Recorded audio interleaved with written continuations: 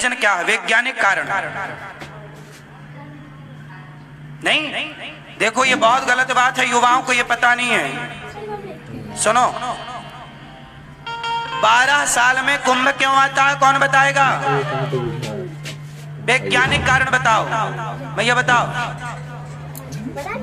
हाँ, साइंस के according, science के आधार पर बृहस्पति जो ग्रह है वह एक परिक्रमा कितने वर्ष में पूरी करता है?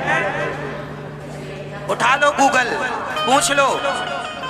गूगल आज बता रहा है, वैज्ञानिक आज बता रहे हैं कि बृहस्पति का चक्कर 12 साल का है।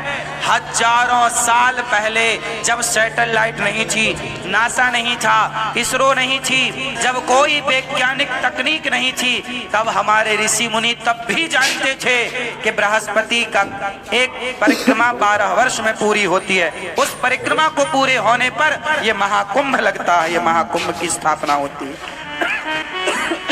इतना बड़ा विज्ञान कहां हो सकता है? ये हमारे सनातन धर्म का विज्ञान। देखिए, जिन ऋषियों को, साधु संतों को तुम अनपढ़ कहते रहे, हंसते रहे, उन्हीं साधु संतों ने बिना माइक्रोस्कोप के उन्होंने देख लिया कि पृथ्वी का चक्कर किस तरह से, बृहस्पति का चक्कर पूरा हो रहा है 1 वर्ष में। हाँ या ना? और एक चक्कर पूरा होने पर एक महाकुंभ। हाँ या ना? कितना बड़ा वैज्ञानिक कारण है ना साहब, देख लो।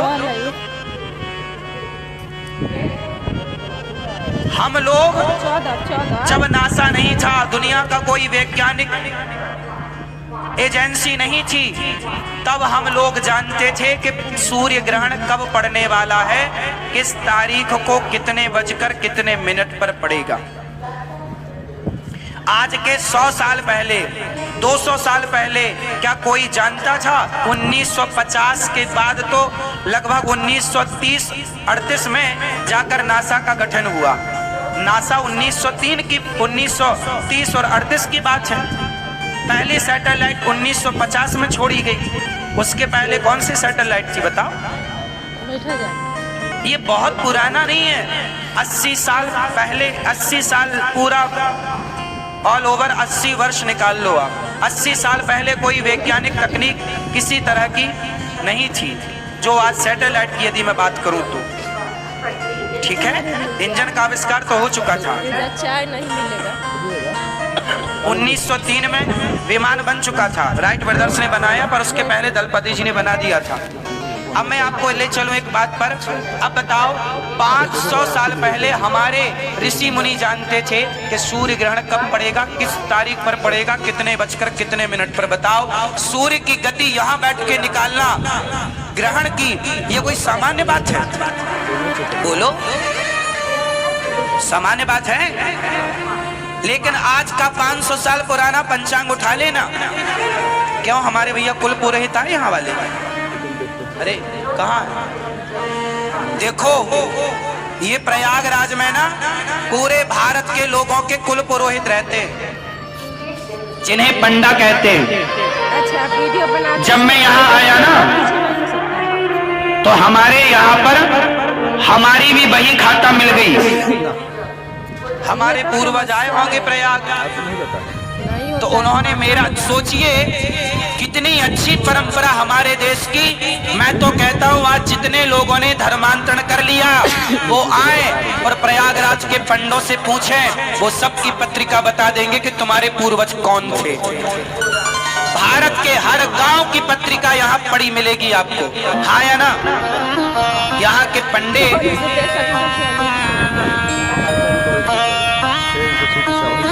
ये हमारे भैया श्री रामलाल बिहारी लाल जी, पंडित राजकुमार मिश्र जी, उदय मिश्र जी, विजय मिश्र जी, आप ही।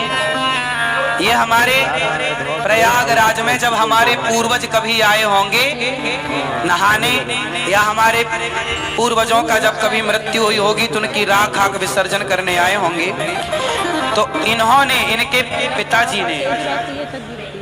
पिताजी ने हमारा बायोडाटा यहाँ डायरी में लिखा, और वो सब लिखा हुआ ये लेकर के आए हैं मुझे दिखाने के लिए। देखो, ये परंपरा भारतीय परंपरा है। अब आजकल लोग पंडों को देख करके मजाक उड़ा रहे, तुम तो पंडा हो। अरे इन पंडों के पास ही आज पूरे भारत के एक एक गांव का वर्णन मिलता है, उल्लेख मिलता है। हर गांव की कुंडली के तुम्हारे बाप दादे, तुम भूल गए अपना गोत्र, तुम भूल गए अपना नाम। तो गया के पंडों के पास आपके पूर्वज कभी आए होंगे, तो इनके पास आज भी तुम्हारा गोत्र, तुम्हारा नाम सुरक्षित है। तो बताइए इनकी मेहनत है या नहीं? हमारा 50 साल, 100 साल, 150 साल, कितने वर्ष तक पुराना है इतिहास है आपके पास? हमारे परदादा के ऊपर तक का, ठीक है, हमारे परदादा के पूरा मतलब 100-200 साल पुराना भी इतिहास है। केवल हमारा नहीं, मतलब ऑल जो सबका रखते होंगे तो 100-200 साल पुराना भी। इनके पास अभी 200 साल तक का डाटा है, पूरा संभाल के रखा है इन्होंने।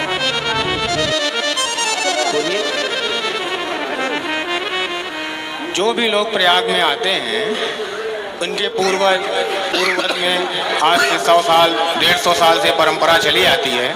कुंभ मेले में स्नान करने के लिए, अस्थियों के विसर्जन के लिए, पिंडदान के लिए, तो वो अपने तीर्थ पुरोहित से ये कर्म कराते हैं और अपने परिवार का नाम, बच्चों का, भाइयों का, माता का, पिता का, सबका एक रिकॉर्ड शुरू से ही ऐसा परंपरा चली आ रही है, जो कि आपके जो भी तीर्थ पुरोहित होंगे क्षेत्र के, वो उनके पास वो रिकॉर्ड मिलेगा आपके। वाह, ये हमारे तीर्थ पुरोहित हैं, हमारा रिकॉर्ड जरा दर्शन करा दीजिए हमें। अब देखिए ये तीर्थ पुरोहित हैं। आप लोग पुरोहित पर कुछ लोग हंसते हैं, कमेंट करते हैं, अरे तुम तो पंडा हो, तुम्हारा तो यही काम है। लेकिन उन पंडों ने, उन तीर्थ पुरोहितों ने, अब सोचिए पैसा देकर भी हम वो नहीं पा सकते जो इनके पास हमारे पुरखों का, पूर्वजों का रिकॉर्ड है। सोचिए ये अनमोल चीज है। जबकि कंप्यूटर का जमाना नहीं था, फिर भी देखिए व्यवस्थाएं, हमारे गांव का नाम, हमारे पिता के पिता के पिता का नाम, पूरी वंशावली इनके पास। हम लोगों के पास नहीं इतनी बड़ी वंशावली। तो आप भी आए।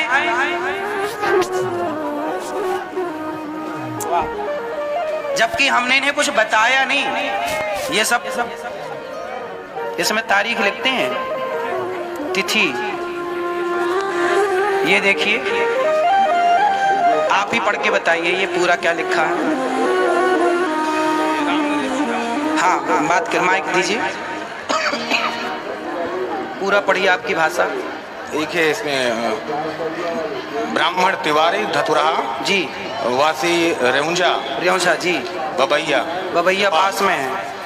पंडित राम नरेश जी पिताजी हैं। पिता का नाम उनके राम सेवक जी। वाह, सही है। राम सेवक के पिताजी का नाम राम गरीब जी। वाह। राम नरेश के भाई सुरेश प्रसाद जी। लड़के उनके दीनदयाल, अनिल कुमार दास अनिरुद्ध ही है।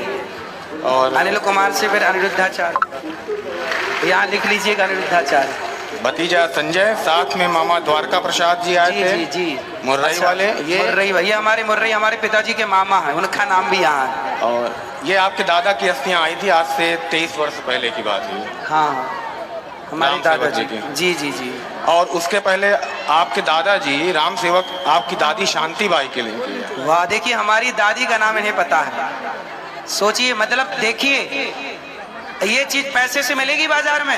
अरे साहब, इसलिए कहते हैं जब तक ब्राह्मणों के हाथ में शिक्षा थी ना, तुम्हारी हिस्ट्री थी पूरी की पूरी। ये देखो, ये सम्मान किया करो भारतीय परंपराओं का। ये भारतीय परंपरा है, ये पुरोहित है ना, कुल पुरोहित। तुम्हारे 100 रुपए दे देने से ना तुम गरीब ना हो जाओगे, ना ये अमीर हो जाएंगे। लेकिन सम्मान से दान पुण्य करना सीखो। और आपका एक परिवार? हाँ, सिमरिया में भी रहते हैं एक परिवार। देखो, ये पूरा हमारे पूरे पिताजी के पिताजी के पिताजी का भी नाम